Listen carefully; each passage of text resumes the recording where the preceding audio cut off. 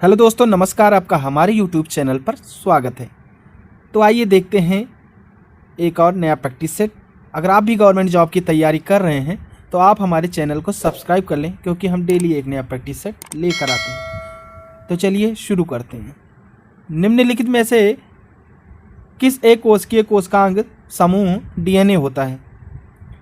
तो निम्नलिखित में से सूत्रकणिका केंद्रक हरित लवक एक कोशिकीय कोशिकांग समूह डीएनए होता है। ऑप्शन ए आपका राइट आंसर हो जाएगा। डीएनए की पॉलीन्यूक्लियोटाइड श्रृंखला में क्या समाविष्ट होता है? तो इसमें एक नाइट्रोजनी क्षारक तथा डीऑक्सीराइबोस शर्करा और फास्फेट समूह होता है। ऑप्शन ए आपका राइट आंसर हो जाएगा। किस देश की गायें टी कप काऊ के नाम से जानी जाती हैं? ऑप्शन है ऑस्ट्रेलिया, न्यूजीलैंड, भारत या फिर डेनमार्क। तो भारत देश की गायें टी कप काऊ के नाम से जानी जाती हैं। ऑप्शन सी आपका राइट आंसर हो जाएगा। गाय की सर्वाधिक दूध देने वाली नस्ल है? ऑप्शन है हरियाणा, अमृतमहल या साहिवाल या नागौर। तो गाय की सर्वाधिक दूध देने वाली नस्ल शाहीवाल नस्ल है। ऑप्शन सी आपका राइट आंसर हो जाएगा। थारपारकर किस पशु की नस्ल है? ऑप्शन है गाय, भैंस, बकरी या भेड़। तो थारपारकर गाय पशु की नस्ल है। ऑप्शन ए आपका राइट आंसर हो जाएगा। अगला प्रश्न देखते हैं। सुजाता किस पशु की प्रजाति है?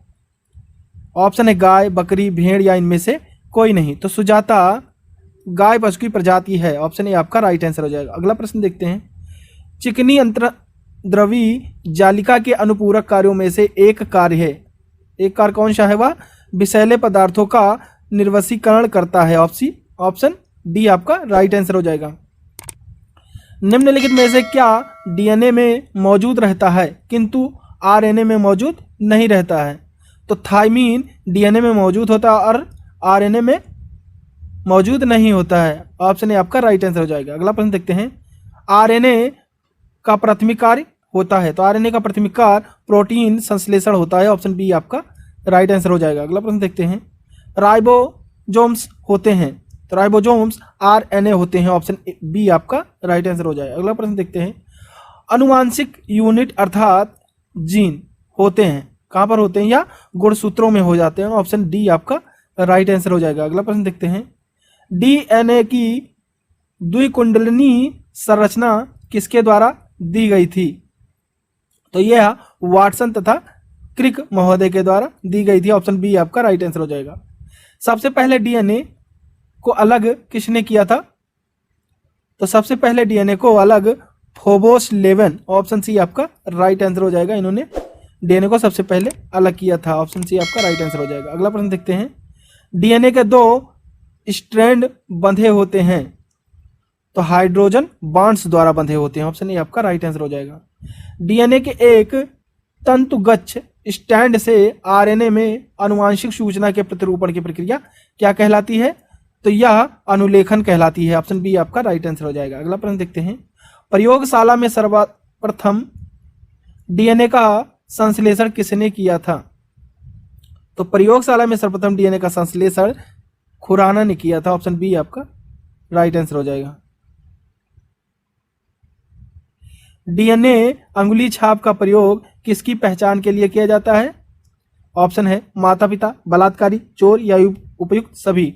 तो डीएनए अंगुली छाप का प्रयोग इन सभी पहचान के लिए किया जाता है, चाहे वह माता पिता का पहचान हो या बलात्कारी या चोर। डीएनए से उसकी पहचान हो जाती है। ऑप्शन डी आपका राइट आंसर हो जाएगा। डीएनए का संबंध जिस अति मूल प्रोटीन से है उसे क्या कहते हैं? तो उसे हिस्टोन कहते हैं। ऑप्शन बी आपका राइट आंसर हो जाएगा। विषाणुओं में होता है। तो विषाणु में या तो आपका आरएनए होगा या तो फिर डीएनए होगा। ऑप्शन डी आपका राइट आंसर हो जाएगा। पौधों को संक्रमित करने वाले अधिकांश विषाणुओं में क्या होता है? तो पौधों को संक्रमित करने वाले अधिकांश विषाणुओं में केवल दोहरे तंतुगुच्छ वाला आरएनए होता है। ऑप्शन डी आपका राइट आंसर हो जाएगा। दूध के दही के रूप में जमने का कारण है। तो दूध के दही के रूप में जमने का कारण लैक्टोबैसिलस है। ऑप्शन सी आपका राइट आंसर हो जाएगा। अगला प्रश्न देखते हैं।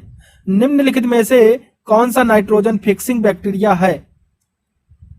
तो राइजोबियम नाइट्रोजन फिक्सिंग बैक्टीरिया है। ऑप्शन बी आपका राइट आंसर हो जाएगा। अगला प्रश्न देखते हैं।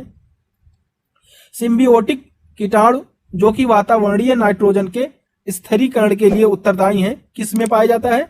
तो यह मटर में पाया जाता है। ऑप्शन ए आपका राइट आंसर हो जाएगा। अगला प्रश्न देखते हैं, फलीदार पादपों की जड़ों में उपस्थित गांठों में पाए जाने वाले नत्रजन स्थिरीकरण जीवाणु हैं, तो यह सहजीवी जीवाणु है। ऑप्शन सी आपका राइट आंसर हो जाएगा। अगला प्रश्न देखते हैं, अनुवांशिक हेरफेर द्वारा प्राकृतिक पृथक्तों से विकसित जीवाणुओं का कौन सा जीवाणु विभेद समुद्र में बिखरे तेल का निवारण करने के लिए उपयोग में लाया जा सकता है?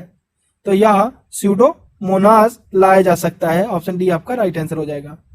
प्रशीतन यानी रेफ्रिजरेशन खाद्य परिरक्षण में मदद करता है, तो यह जैव रासायनिक अभिक्रियाओं की दर को कम करने में मदद करता है। ऑप्शन बी आपका राइट आंसर हो जाएगा। अवायवीय स्थिति में जैविक पदार्थ के जीवाणु अपघटन को क्या कहते हैं? तो इसे हम किण्वनीकरण कहते हैं। ऑप्शन ए आपका राइट आंसर हो जाएगा। जीवों के निम्नलिखित प्रकारों में से छत्रक किससे संबंध है? तो यह कवक से संबंधित है। ऑप्शन सी आपका राइट आंसर हो जाएगा। अगला प्रश्न देखते हैं, सामान्य खाद्य छत्रक यानी मशरूम क्या होता है? तो कवकीय बीजाणुओं का पुंज होता है, कि कवक तंतु का प्रकार होता है, कि कसकर ठसाठस भरे हुए कवक जाल, या अलैंगिक बीजाणु पैदा करने के लिए प्रयुक्त संरचना?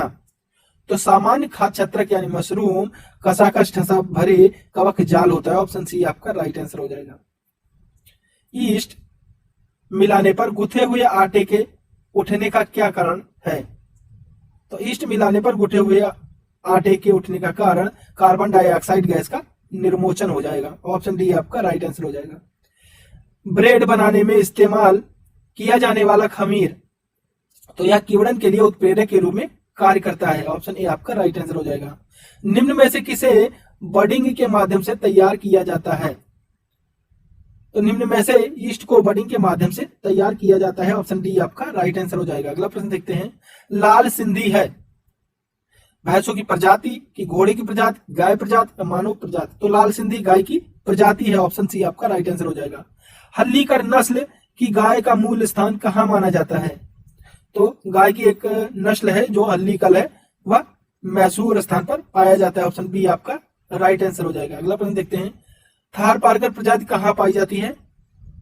तो थार पारकर प्रजाति राजस्थान के सीमावर्ती क्षेत्रों में पाई जाती है। ऑप्शन बी आपका राइट आंसर हो जाएगा। अगला प्रश्न देखते हैं, गाय की जो नस्ल अधिक दूध देती है वह है? तो गाय की जो सबसे अधिक दूध देती है वह साहिवाल प्रजाति की है। ऑप्शन बी आपका राइट आंसर हो जाएगा। अगला प्रश्न देखते हैं, निम्नलिखित में से कौन विदेशी नस्ल की गाय नहीं है? कांकरोच, ब्राउन स्विस, होल्स्टीन फ्रीजियन या जर्सी? तो कांकरेज हमारी विदेशी नस्ल की गाय नहीं है, बाकी और सारी विदेशी, जर्सी, होल्स्टीन या ब्राउन स्विस, ये सारी विदेशी नस्ल की गाय हैं। गर्नसी गाय का मूल स्थान कहाँ है? ऑप्शन इंग्लैंड, फ्रांस, हॉलैंड या न्यूजीलैंड? तो गर्नसी गाय का मूल स्थान फ्रांस है। ऑप्शन बी आपका राइट आंसर हो जाएगा। अगला प्रश्न देखते हैं, भारत में कौन सी गाय की संकर नस्ल पैदा की गई है? तो करन फ्रीज नस्ल की गाय पैदा की गई है। ऑप्शन ए आपका राइट आंसर हो जाएगा। अगला प्रश्न देखते हैं, गाय एवं भैंस कितने दिनों बाद पुनः ऋतुमयी होते हैं? तो गाय एवं भैंस पुनः 21 दिन के बाद ऋतुमयी हो जाते हैं। ऑप्शन बी आपका राइट आंसर हो जाएगा। तो thanks for watching my video. अगर आपको हमारा वीडियो पसंद आया हो तो प्लीज इसे लाइक शेयर कमेंट जरूर करें, और चैनल पर नए हैं तो सब्सक्राइब करना बिल्कुल ना भूलें। Thank you.